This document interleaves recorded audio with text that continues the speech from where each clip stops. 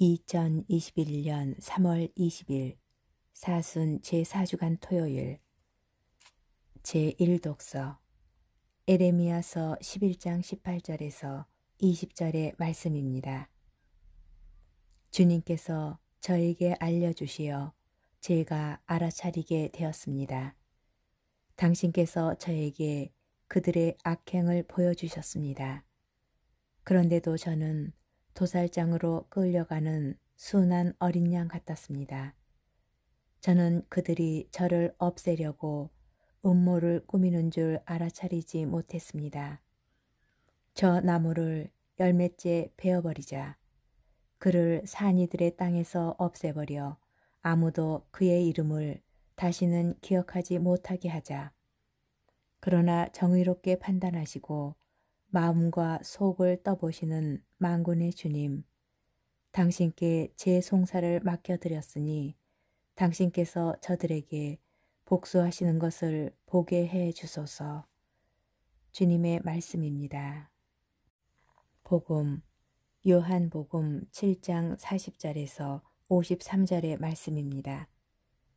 그때에 예수님의 말씀을 들은 군중 가운데 어떤 이들은 저분은 참으로 그 예언자시다 하고 어떤 이들은 저분은 메시아시다 하였다. 그러나 이렇게 말하는 이들도 있었다. 메시아가 갈릴레아에서 나올 리가 없지 않은가. 성경에 메시아는 다윗의 후손 가운데에서 그리고 다윗이 살았던 베들레헴에서 나온다고 하지 않았는가. 이렇게 군중 가운데에서 예수님 때문에 논란이 일어났다. 그들 가운데 몇몇은 예수님을 잡으려고 하였지만 그분께 손을 대는 자는 아무도 없었다. 성전 경비병들이 돌아오자 수석 사제들과 바리사이들이 왜 그 사람을 끌고 오지 않았느냐 하고 그들에게 물었다. 그분처럼 말하는 사람은 지금까지 하나도 없었습니다. 하고 성전 경비병들이 대답하자 바리사이들이 그들에게 말하였다. 너희도 속은 것이 아니냐. 최고의회 의원들이나 바리사이들 가운데에서 누가 그를 믿더냐. 율법을 모르는 저 군중은 저주받은 자들이다. 그들 가운데 한 사람으로 전에 예수님을 찾아왔던 니코데모가 그들에게 말하였다. 우리 율법에는 먼저 본인의 말을 들어보고 또 그가 하는 일을 알아보고 난 뒤에야 그 사람을 심판하게 되어 있지 않습니까? 그러자 그들이 니코데모에게 대답하였다. 당신도 갈릴레아 출신이라는 말이요? 성경을 연구해 보시오. 갈릴레아에서는 예언자가 나지 않소. 그들은 저마다 집으로 돌아갔다. 주님의 말씀입니다. 오늘의 묵상. 아집과 고집 이 두 가지야말로 사제가 되면서 가장 조심해야 할 것이라 생각하였습니다. 혼자 고민하고 생각하고 결정하고 선택하며 혼자 일을 처리하는 경우가 많기 때문입니다. 그래서 자신의 좁은 생각에 갇혀 다른 사람의 의견이나 입장을 고려하지 않는 실수를 너무 많이 보았기 때문입니다.